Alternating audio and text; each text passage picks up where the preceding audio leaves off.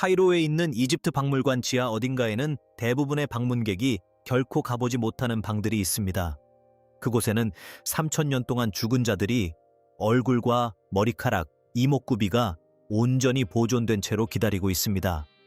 마치 군중 속에서도 그들을 알아볼 수 있을 정도입니다.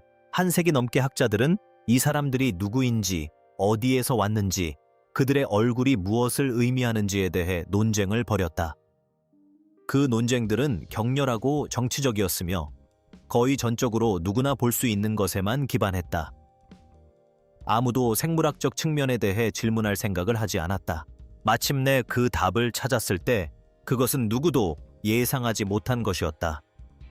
이집트에서 발견된 가장 오래된 미라는 지구상의 어떤 인구 집단과도 일치하지 않았다.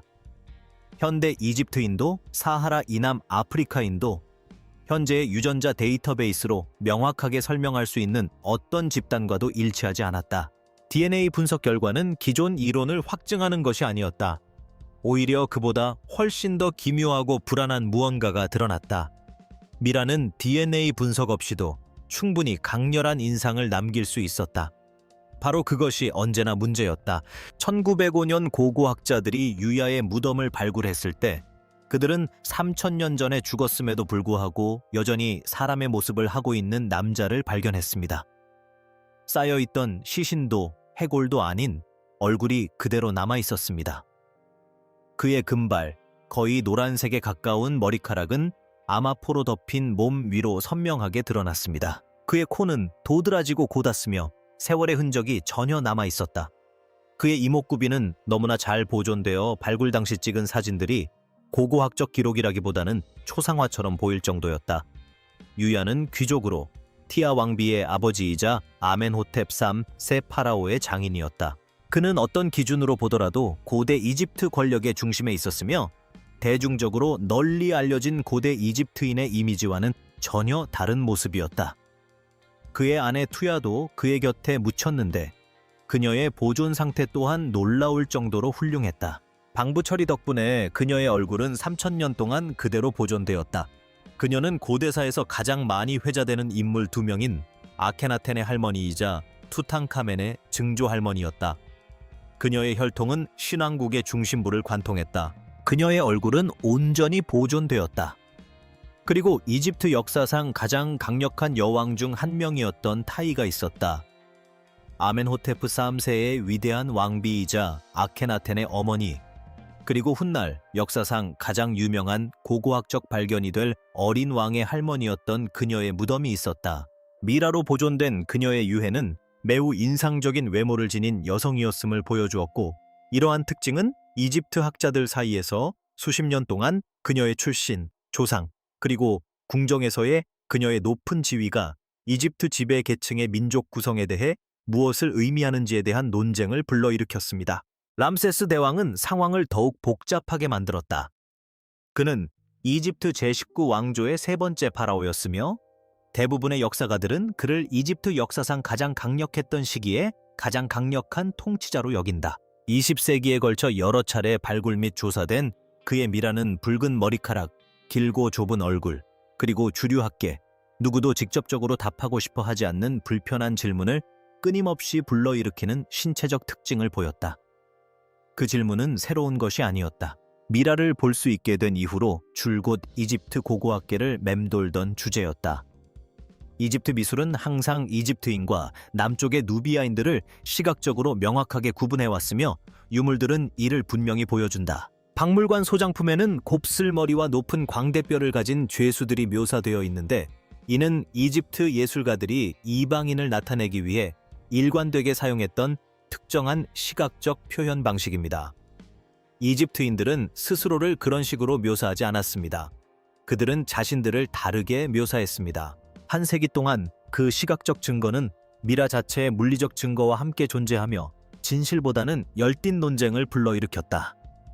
논쟁은 격렬했고 정치적인 색채를 띠는 경우가 많았다. 그들은 사람들이 볼 수 있는 것과 보고 싶어 하는 것에 의존했는데 이 두 가지는 거의 일치하지 않는다.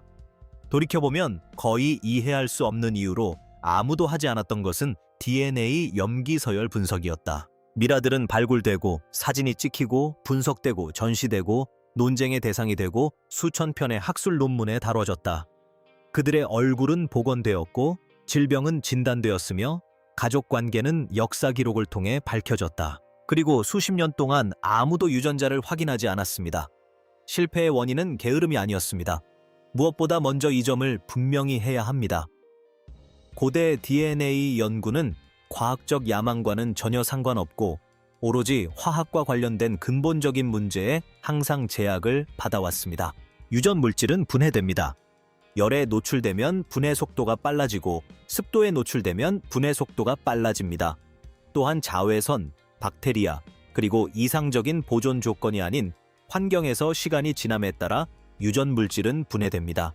고대 DNA가 가장 잘 보존되는 곳은 춥고 건조하며 안정적인 환경입니다.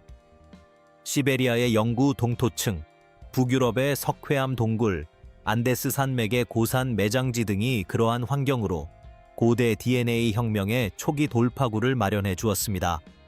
하지만 이집트는 이 모든 것과는 정반대의 환경이었습니다. 그 논리는 타당했다. 이집트의 낮 기온은 극한 기온을 정기적으로 초과한다.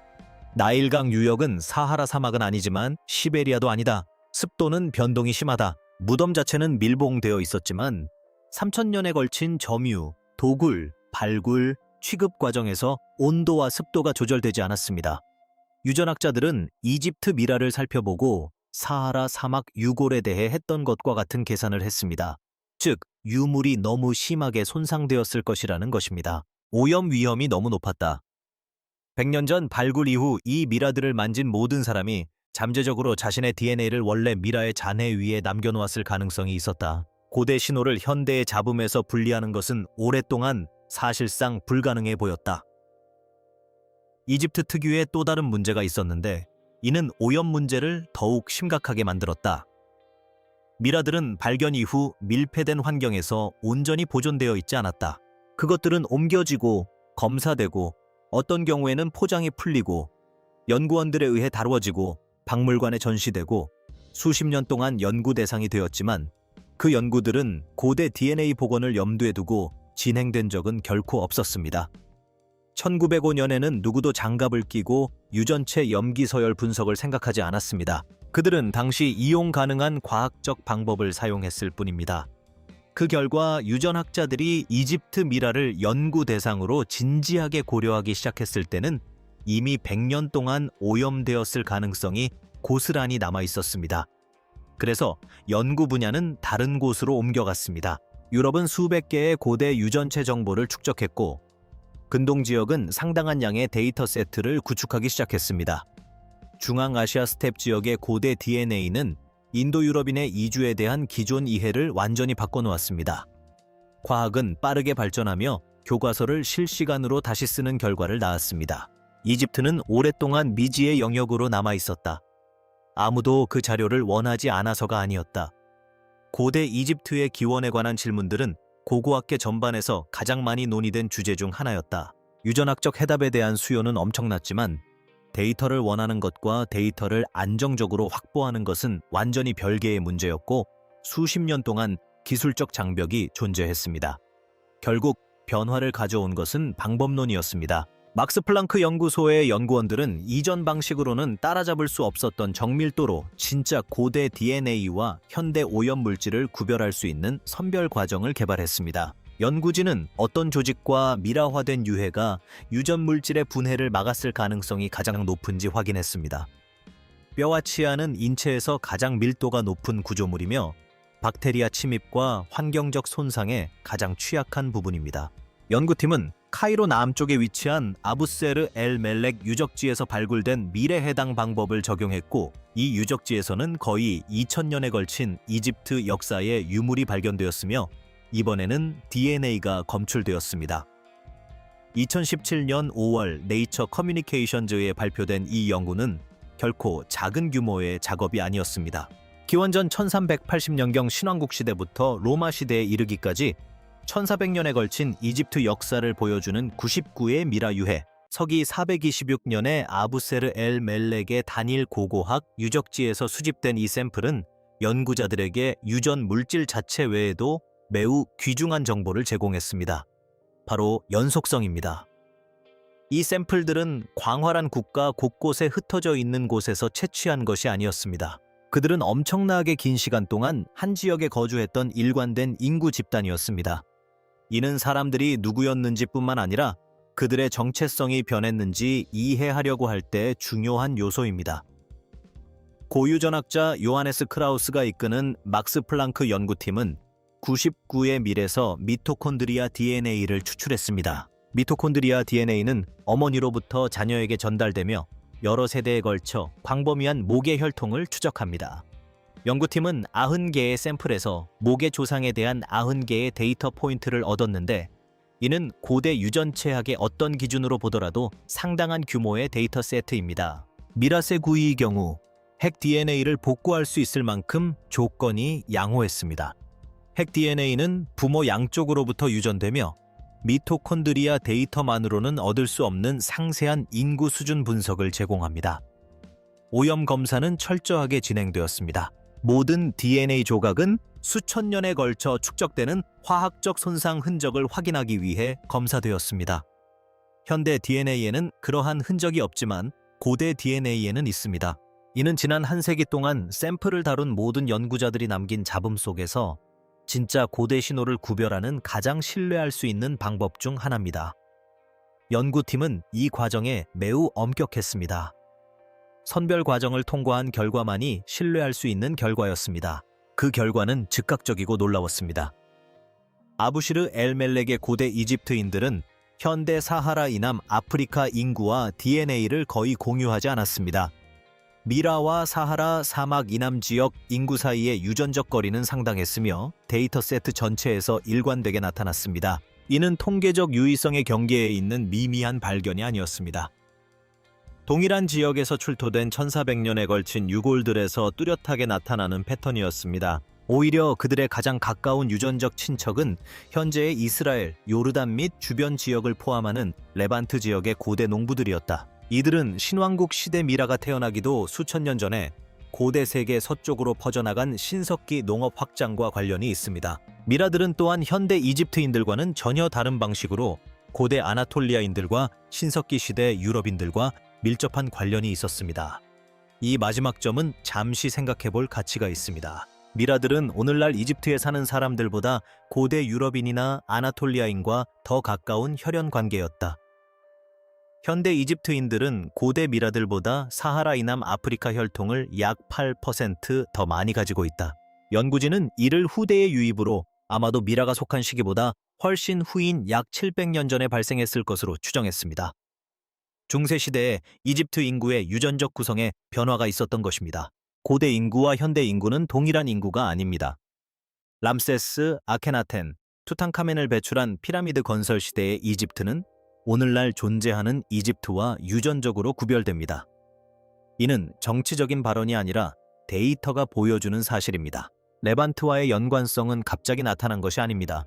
고대 이집트인들이 고대 레반트 농부들과 유전적으로 가장 가까웠던 이유를 이해하려면 미라 자체보다 훨씬 더 이전 시대로 거슬러 올라가야 합니다. 이집트가 되기 이전, 왕조들이 세워지기 이전, 기원전 3100년경 나일강 유역에 최초의 통일 왕국이 등장하기 이전의 시대로 돌아가 봅시다. 그 모든 것이 시작될 무렵 이미 그 지역에 살고 있던 사람들에게로 말입니다. 청동기 시대라고도 불리는 금석기 시대는 석기 시대와 청동기 시대 사이에 위치합니다. 레반트 지역에서는 이 시기에 고고학적으로는 기록되었지만 유전학으로는 완전히 설명되지 않았던 놀라운 현상이 나타났습니다.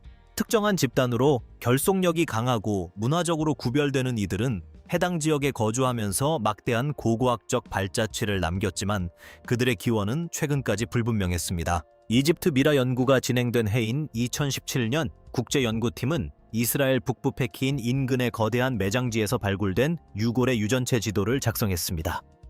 이 공동묘지에는 약 600명의 유해가 안치되어 있었습니다. 그들이 발견한 것은 같은 지역의 이전이나 이후 인구 집단에서는 볼 수 없었던 유전적 특징이었다. 이들은 조상의 약 57%를 레반트 지역의 신석기 시대 집단에서, 나머지 26%는 아나톨리아의 신석기 시대 인구 집단에서 물려받았다. 17%는 이란의 청동기 시대 집단에서 유래한 것으로 밝혀졌습니다. 이러한 조합은 독특했으며 이전에는 존재하지 않았고 이후에도 변함없이 지속되지 않았으며 초기 레반트 인구에서는 나타나지 않았던 특징을 지니고 있었습니다. 푸른 눈, 하얀 피부, 밝은 피부색을 나타내는 유전적 표지자가 대중적인 인식과는 일반적으로 연관되지 않는 지역의 유골에서 발견되었다. 페키인 공동체는 지리적 맥락에서 예상치 못한 열성 유전적 특성을 지니고 있었는데 이는 당시 사람들을 놀라게 했습니다. 이 인구 집단은 존속하지 못했습니다.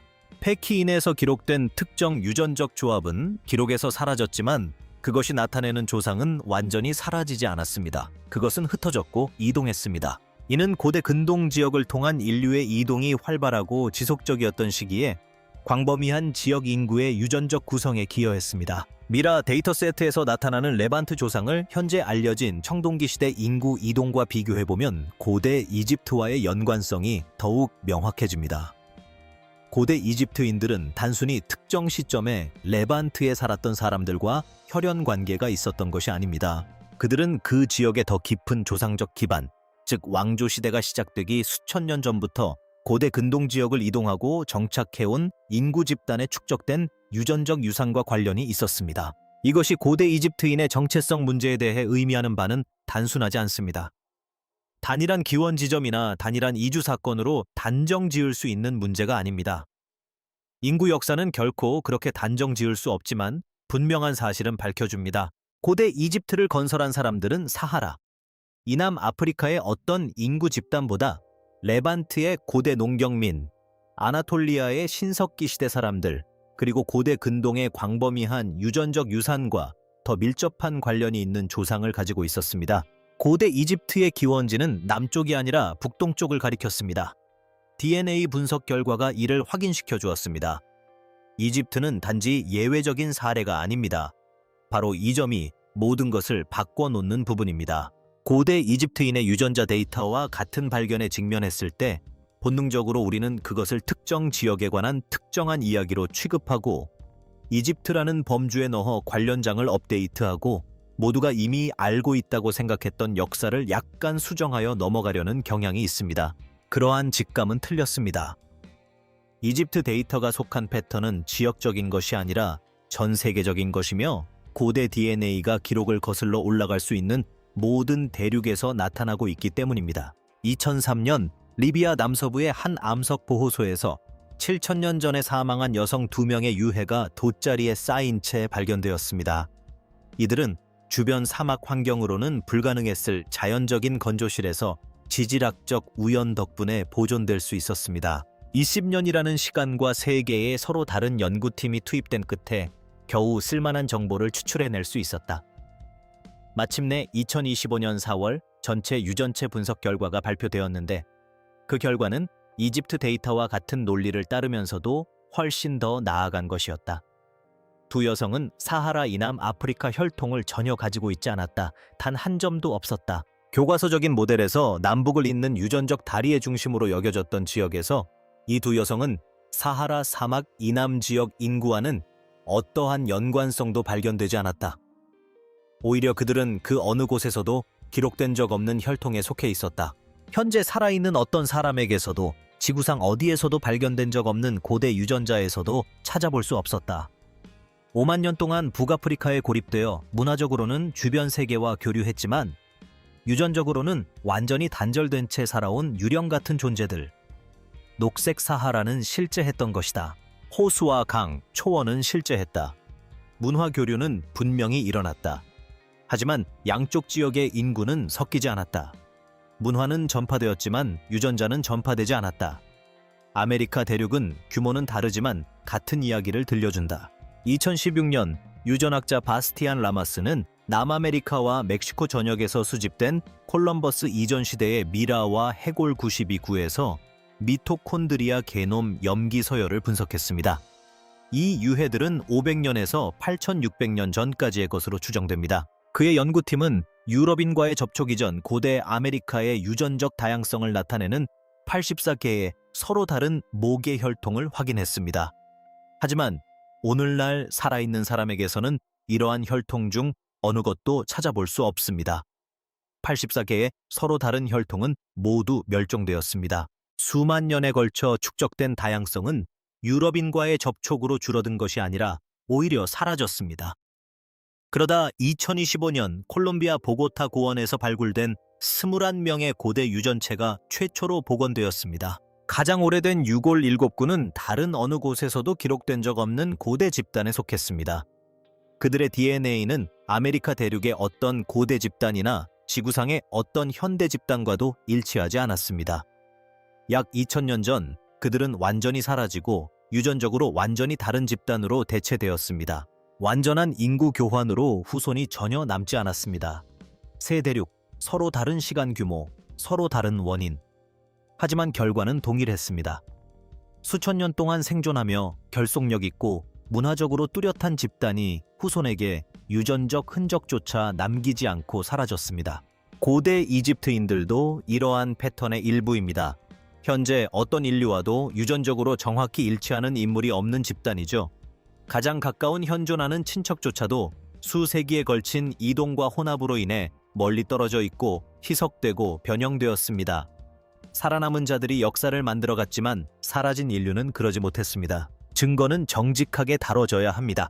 즉, 데이터가 무엇을 보여주는지 그리고 무엇을 보여주지 않는지 명확하게 밝혀야 합니다. 2017년 네이처 커뮤니케이션즈 연구는 엄격했으며 방법론 또한 타당했습니다. 막스 플랑크 연구팀은 이전 방식으로는 따라올 수 없었던 신뢰도로 고대 신호와 현대 간섭을 구별해낼 수 있을 만큼 정교한 오염 제거 기술을 적용했습니다. 이 결과는 세계에서 가장 권위 있는 과학 저널 중 하나에서 동료 평가를 통과했습니다. 이 모든 것은 논쟁의 여지가 없습니다. 하지만 엄격한 방법론을 데이터 세트에 적용하더라도 데이터 세트 자체는 여전히 제한적입니다. 그리고 이러한 제한점은 실제로 중요한 의미를 지닙니다. 미라 99는 상당한 규모처럼 들립니다. 고대 유전체학 관점에서 보면 적절한 표본입니다. 하지만 99 모두 단일 유적지에서 출토되었습니다. 아부시르 엘멜렉은 나일강을 따라 1000km에 걸쳐 뻗어 있는 나라의 한 지역에 있는 마을 중 하나였습니다. 거기에 기록된 유전적 프로필이 고대 이집트의 지리적, 시간적 범위 전체에 걸친 인구 다양성을 정확하게 대표하는지는 데이터 자체로는 답할 수 없는 질문입니다. 이집트는 하나의 공동체가 아니었습니다. 수천 년에 걸쳐 수천 킬로미터의 영토에 걸쳐 존재했던 문명입니다. 한 지역의 한 시기에 채취한 두세 개의 완전한 핵게놈은 시작일 뿐 결론이 아닙니다.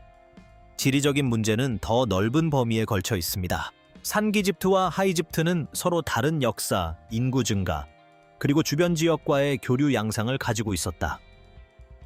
북쪽의 삼각주 지역은 지중해와 접해 있었고 남쪽 끝은 누비아와 국경을 맞대고 있었다. 현대 카이로 인근 지역의 표본 조사 결과는 그 지역에 대한 특정한 정보를 제공하지만 테베, 멤피스, 엘레판틴 또는 고대 이집트 문명의 다른 수십 개 중심지에 대해서는 자동으로 단정 지을 수 없습니다. 또한 시간적 깊이에 대한 문제도 고려해야 합니다. 아부시르 엘멜렉에서 발견된 미라들은 신왕국 시대부터 로마 시대까지, 즉 1400년에 걸친 역사를 아우릅니다. 하지만 고대 이집트 문명은 이 자료에서 발견된 가장 오래된 미라보다 2000년이나 더 이전부터 하나의 통일된 문명으로 존재해 왔습니다. 선왕조 시대, 초기 왕조 시대, 기자의 피라미드를 건설한 고왕국 시대는 아직 유전자 기록에서 찾아볼 수 없습니다. 대피라미드를 건설한 인구가 아부시르 엘멜렉의 신왕국 미라와 동일한 유전적 특징을 지녔는지는 현재 알려지지 않았습니다. 현대의 비교 데이터베이스에도 한계가 있습니다. 고대 유전자 염기 서열을 현대 인구와 비교하여 가장 가까운 현존하는 근현종을 식별합니다. 그러나 이러한 데이터베이스는 완전하지 않습니다. 북아프리카, 레반트, 그리고 더 넓은 고대 근동 지역의 현대 인구 표본 추출은 여전히 고르지 못합니다. 더 이상 별개의 공동체로 존재하지 않는 인구 집단이라도 포함될 경우 전체적인 상황을 바꿀 수 있는 유전적 특징을 지니고 있을 수 있습니다. 데이터베이스에서 일치하는 항목이 없다고 해서 세상에 일치하는 항목이 전혀 없다는 의미는 아닙니다. 논쟁의 여지가 없는 것은 핵심적인 연구 결과입니다. 고대 이집트인들은 현대 이집트인들과 유전적으로 연속적이지 않았습니다. 어떤 변화가 일어났습니다. 오늘날 나일강 유역에 거주하는 사람들은 미래 등장하는 사람들보다 사하라, 이남 아프리카 혈통을 훨씬 더 많이 가지고 있습니다. 이러한 변화는 실제로 존재하며 미라가 존재하는 시기 이후에 발생했습니다. 그 원인이 무엇이었는지, 얼마나 빨리 일어났는지, 그리고 그 시대를 살았던 사람들에게 어떤 의미였는지는 여전히 미스터리로 남아 있습니다. 데이터가 문을 열어주었을 뿐 그 문을 통해 걸어 들어간 것은 아닙니다. 이집트 박물관의 미라들을 다시 생각해 봅시다. 그들은 논쟁의 상징이 아니었습니다. 그들은 사람이었습니다. 농부였고 행정가였고 여왕이었고 통치자였습니다. 인류 역사의 대부분을 한데 모아 생각하기도 힘들 정도로 긴 역사를 가진 문명의 구성원들. 그들은 언젠가 자신들의 DNA가 현대 세계가 그들에 대해 가지고 있던 모든 가정과 모순될 것이라는 사실을 알지 못했습니다. 그들은 아직 시작조차 하지 않은 논쟁의 증거가 될 것이라는 사실을 알지 못했습니다. 그것들을 발견한 과학은 아직 끝나지 않았습니다. 오히려 이제 막 시작했을 뿐입니다. 고왕국 시대는 아직 표본 조사가 이루어지지 않았고 선왕조 시대는 거의 완전히 암흑 속에 묻혀 있습니다. 이집트 역사에는 유전적 기록이 존재하지 않는 수백 년의 역사가 있습니다. 모든 공백은 이제 잠재적인 유령과 같습니다. 미라들은 3000년 동안 기다려왔습니다. DNA 분석이 제기하는 질문들은 쉽게 해결되지 않겠지만 중요한 질문들입니다. 우리는 이제 막 그 질문들을 어떻게 던져야 할지 배우기 시작했을 뿐입니다.